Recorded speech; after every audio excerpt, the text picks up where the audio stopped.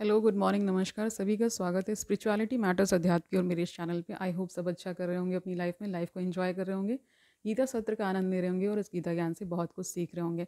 तो हमने 8वां चैप्टर शुरू किया था जिसका शीर्षक भगवत प्राप्ति है। अभी तक 14 श्लोक हो चुके हैं। आज 17 तक कंप्लीट करेंगे, 15, 16 एंड 17 करेंगे। शुरू करें आज का सेशन। Let's get started. देखिए 15वां श्लोक देखिए। माम उपेत्य पुनः जन्म दुख आलयम अशाश्वतं न आप्नुवन्ति आत्मानः संसिद्धिं परमां गतः।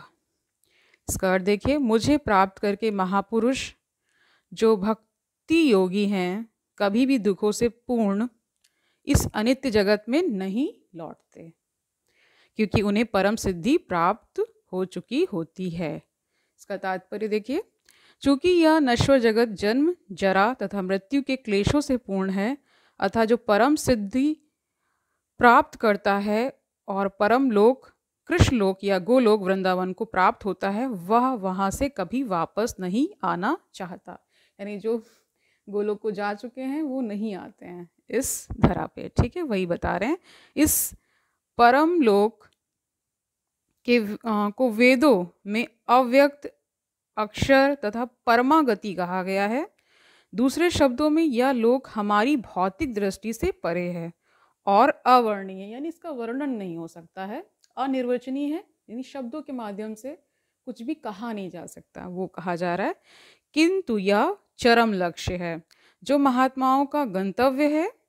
महात्मा अनुभव सिद्ध भक्तों से दिव्य संदेश प्राप्त करते हैं और इस प्रकार वे धीरे धीरे कृष्ण भावनामृत में भक्ति विकसित करते हैं और दिव्य सेवा में इतने लीन हो जाते हैं कि वे ना तो किसी भौतिक लोक में जाना चाहते हैं, यहाँ तक कि ना ही वे किसी आध्यात्मिक लोक में जाना चाहते हैं। वे केवल कृष्ण तथा कृष्ण का सामीप्य चाहते हैं, यानी कि उनकी निकटता चाहते हैं। किनकी? कृष्ण की निकटता चाहते हैं, भगवान के साथ रहना चाहते हैं और कहीं नहीं जाना चाहते, उनके धाम में ही रहना चाहते हैं, ऐसा कह रहे हैं। अन्य कुछ नहीं चाहते। ठीक, यही जीवन की सबसे बड़ी सिद्धि है। इस श्लोक में भगवान कृष्ण के सगुणवादी भक्तों का विशेष रूप से उल्लेख हुआ है। ये भक्त कृष्ण भावनामृत में जीवन की परम सिद्धि प्राप्त करते हैं। दूसरे शब्दों में वे सर्वोच्च आत्माएं हैं। 16वां श्लोक देखिए। अब्रह्म भुवनात् लोकः पुनः आवर्तिनः अर्जुन माम उपेत्य तु कौन्तेय पुनः जन्म ना विद्यते। इसका अर्थ देखिए, इस जगत में सर्वोच्च लोक से लेकर निम्नतम सारे लोक दुखों के घर हैं, जहां जन्म तथा मरण का चक्र लगा रहता है, यानी चक्कर लगा रहता है। किंतु हे कुंती पुत्र, जो मेरे धाम को प्राप्त कर लेता है वह फिर कभी जन्म नहीं लेता। इसका तात्पर्य देखिए, समस्त योगियों को, चाहे वे कर्म योगी हों, ज्ञान योगी हों या हठ योगी, अंततः भक्ति योग या कृष्ण भावनामृत में भक्ति की सिद्धि प्राप्त करनी होती है, तभी वे कृष्ण के दिव्य धाम को जा सकते हैं, जहाँ से वे फिर कभी वापस नहीं आते। किंतु जो सर्वोच्च भौतिक लोकों अर्थात देव लोकों को प्राप्त होता है, उसका पुनर्जन्म होता रहता है। जिस प्रकार इस पृथ्वी के लोग कह रहे हैं कि कह रहे हैं कि कुछ ऐसी जगह भी हैं जहाँ पे जन्म होगा, लेकिन कुछ ऐसी जगह हैं जहाँ जाने के बाद फिर जन्म नहीं होता। तो यही यहाँ पे बताया जा रहा है। ठीक है, किंतु जो सर्वोच्च भौतिक लोकों अर्थात देव लोकों को प्राप्त होता है, यानी देवलोक में जो जाएंगे उनका जन्म होगा, उसका पुनर्जन्म होता रहता है। जिस प्रकार इस पृथ्वी के लोग उच्च लोकों को जाते हैं, उसी तरह ब्रह्मलोक, चंद्रलोक तथा इंद्रलोक जैसे उच्चतर लोकों को से लोग पृथ्वी पर गिरते रहते हैं, यानी यहाँ गए तो फिर यहाँ पे आना पड़ता है।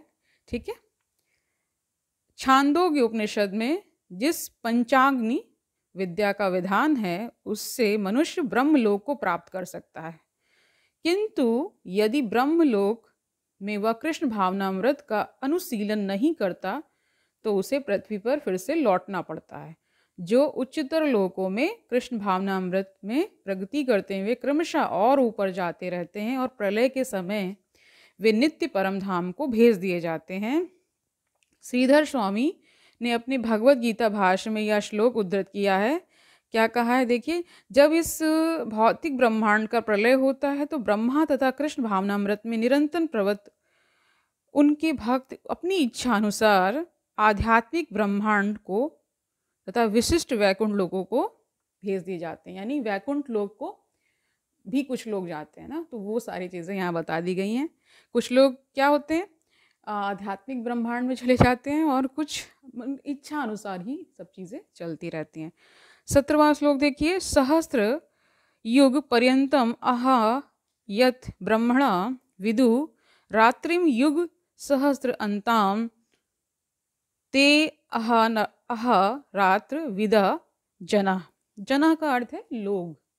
इसका अर्थ देखिए, मानवीय गणना के अनुसार 1000 युग मिलकर ब्रह्मा का एक दिन बनता है।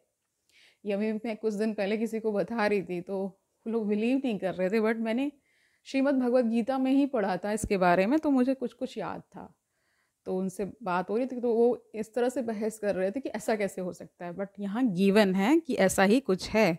मानवीय गणना के अनुसार 1000 युग मिलकर ब्रह्मा का एक दिन बनता है और इतनी ही बड़ी ब्रह्मा की रात्रि भी होती है। इसका तात्पर्य देखिए, भौतिक ब्रह्मांड की अवधि सीमित है। यह कल्पों के चक्र रूप में प्रकट होती है। यह कल्प ब्रह्मा का एक दिन है जिसमें चतुर्युग सत्य, त्रेता, द्वापर तथा कली के 1000 चक्र होते हैं। सतयुग में सदाचार, ज्ञान तथा धर्म का बोलबाला रहता है और अज्ञान तथा पाप का एक तरह से नितांत अभाव होता है। यह युग कह रहे हैं कि 17,28,000 लिखा हुआ है, वर्षों तक चलता है। ठीक है। त्रेता युग में पापों का प्रारंभ होता है। देखिए, त्रेता युग में ही भगवान राम आ रहे हैं ना, तो यहाँ से फिर क्या हो रहा है, पाप बढ़ रहा है। मतलब धीरे धीरे कहते हैं ना, वैल्यूज घटती गई तो उस हिसाब से युग में उसका असर पड़ता चला गया। ठीक है। और यह युग कितना है, 12,96,000 वर्षों तक चलता है।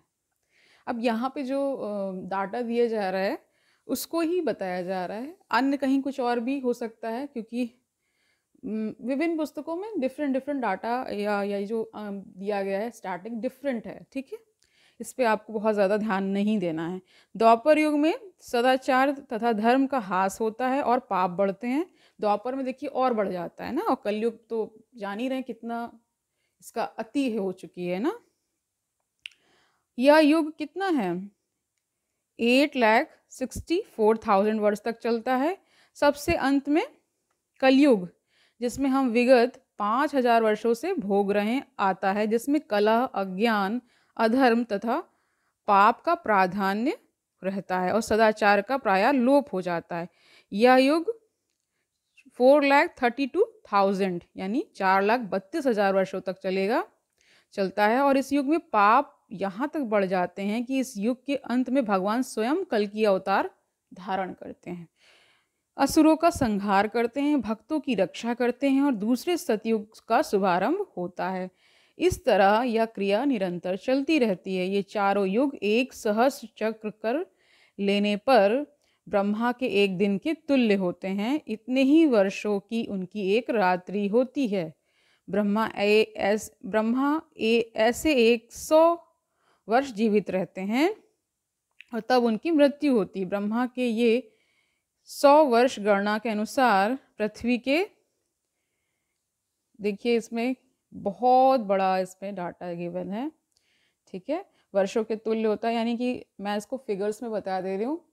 ठीक है, 31 यानी 31104000000000 यानी कितने जीरोज हैं, 3 2 5 हो गया, 7 हो गया, 9 हो गया। ठीक है, संख्या के 9 जीरो लगा दीजिए। किस कौन सी संख्या के आगे, 311040 के आगे 9 जीरो और लगा दीजिए। ठीक है, डाटा पे नहीं जाना, ये समझ लीजिए कि बहुत सारे वर्षों तक वो जीवित रहते हैं। ठीक है, इन गणनाओं की से ब्रह्मा की आयु अत्यंत विचित्र तथा न समाप्त होने वाली लगती है। यही जो मैंने बताया ना, बहुत ज़्यादा है। किंतु नियंता की कह रहे हैं कि क्योंकि आत्मा, देखिए आत्मा को नित्य बताया गया है। क्यों?